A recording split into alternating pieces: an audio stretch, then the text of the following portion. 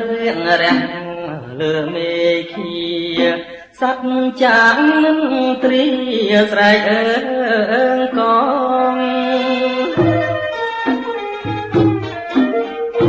អារុនរឿងរាំងលើមេឃា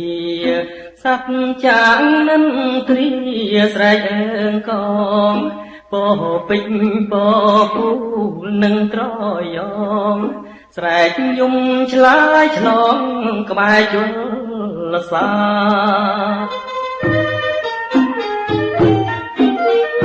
ពេលព្រឹកព្រះសង្ឃឆាន់បបអីសីស្លៀងសគង់ឆាន់ស្លា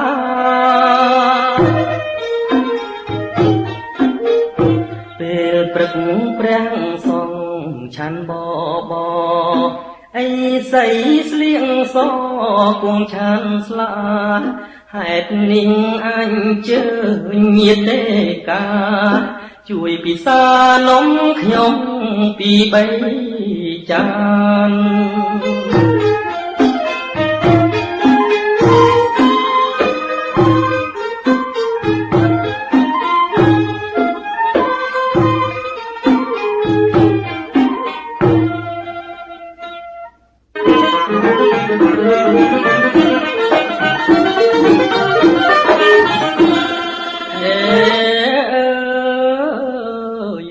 នំបញ្ចុកជ័យខ្ញុំមកដល់ហើយអស់មាមីញ៉ើយសូមប្រណី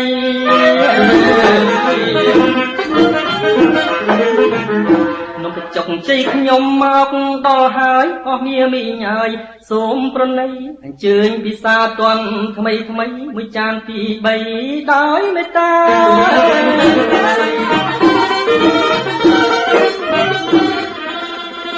ស្រស់ស្រស់មានមិនខ្វះជូនញាតិក្មេងចាំងតាមត្រូវការ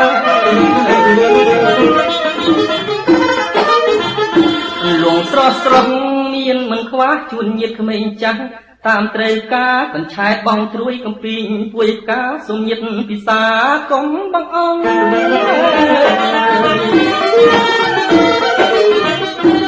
ប្រយោងជ័យក្តឹងខ្សឹបនាងប្រលិតត្រួយរាំងស្នេហ៍ស្និទ្ធនាងរំចង់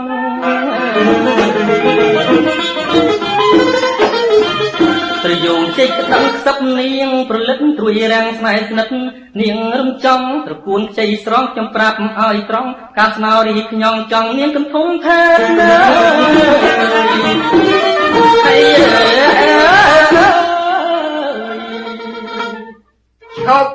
ឈប់អញប្រាប់ឯងឲ្យដឹងទុកជាដំណឹងអាកំហូច